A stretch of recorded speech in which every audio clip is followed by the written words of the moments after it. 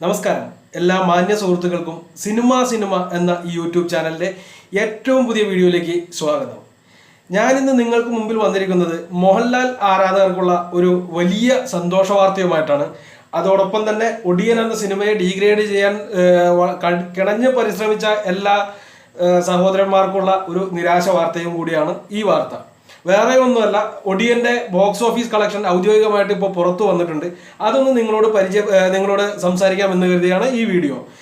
ഒടിയൻ പോലെയുള്ള ഒരു സിനിമ, ഇത്രയും വലിയ മുടക്കുമുതലിൽ മോഹൻലാൽ നായകനായി അഭിനയിച്ച ഒരു ചിത്രം മലയാളികൾ തീർച്ചയായും വളരെയധികം പ്രതീക്ഷയോടെ കാത്തിരുന്ന ഒരു സിനിമയായിരുന്നു.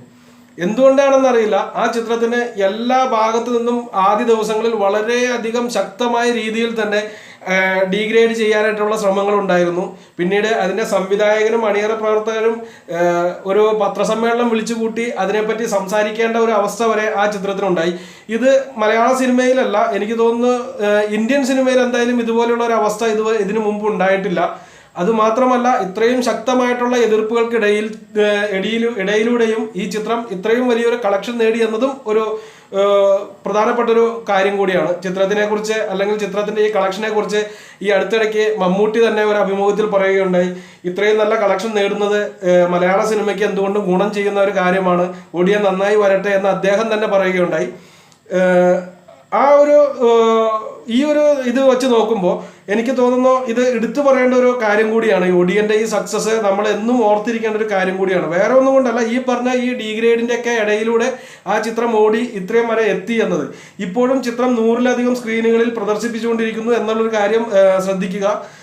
അതോടൊപ്പം തന്നെ ഏകദേശം 50-ലധികം തിയേറ്ററുകളിൽ മെയിൻ ഷോ ആയിട്ട് തന്നെയാണ് ചിത്രം ഇപ്പോഴും ഓടിക്കൊണ്ടിരിക്കുന്നത്. നല്ല രീതിയിൽ എന്ന് പറഞ്ഞാൽ അത്യാവശ്യം വലിയ തരക്കേടില്ലാത്ത രീതിയിൽ തന്നെ ചിത്രത്തിന് ഇപ്പോഴും കളക്ഷൻ വന്നുകൊണ്ടിരിക്കുന്നു.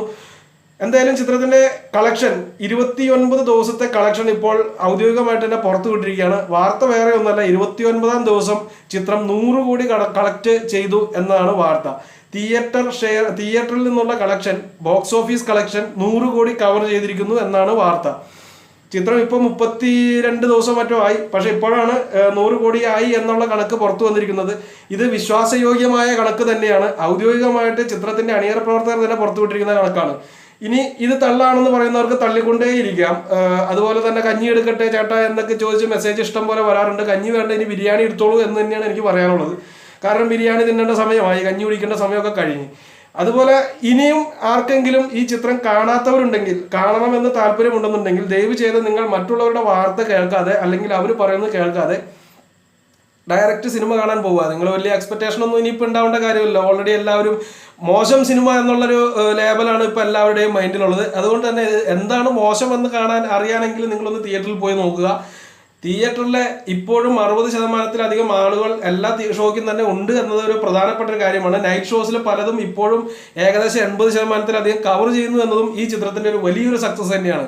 എന്തായാലും വേറൊരു കാര്യം കൂടി എടുത്തു പറയുക, ഏറ്റവും വേഗത്തിൽ മലയാളത്തിൽ 100 കോടി രൂപ കളക്ഷൻ വരുന്ന ചിത്രം എന്ന റെക്കോർഡ് കൂടി ഇതിനുണ്ട്. പുലിമുരുകനാണ് ഇതിക്ക് മുമ്പ് 100 കോടി രൂപ കളക്ഷൻ നേടിയത് തിയേറ്റർ കളക്ഷനിലൂടെ. പക്ഷെ അതിന് ഈ 30 ദിവസത്തിലധികം എടുക്കേണ്ടി വന്നിരുന്നു.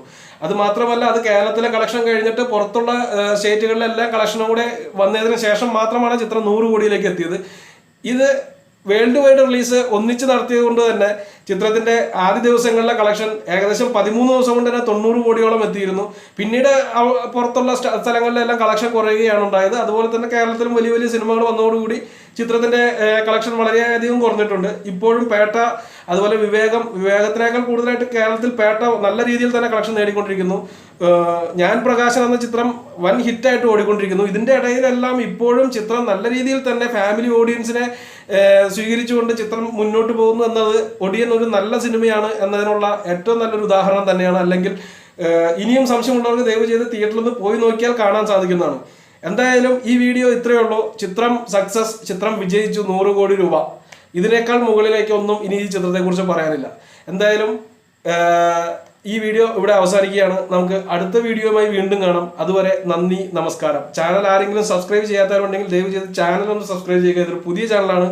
അതുകൊണ്ട് തന്നെ നിങ്ങളുടെ ഓരോരുത്തരുടെയും സഹകരണം എനിക്ക് കൂടിയേ തീരൂ. നന്ദി, നമസ്കാരം.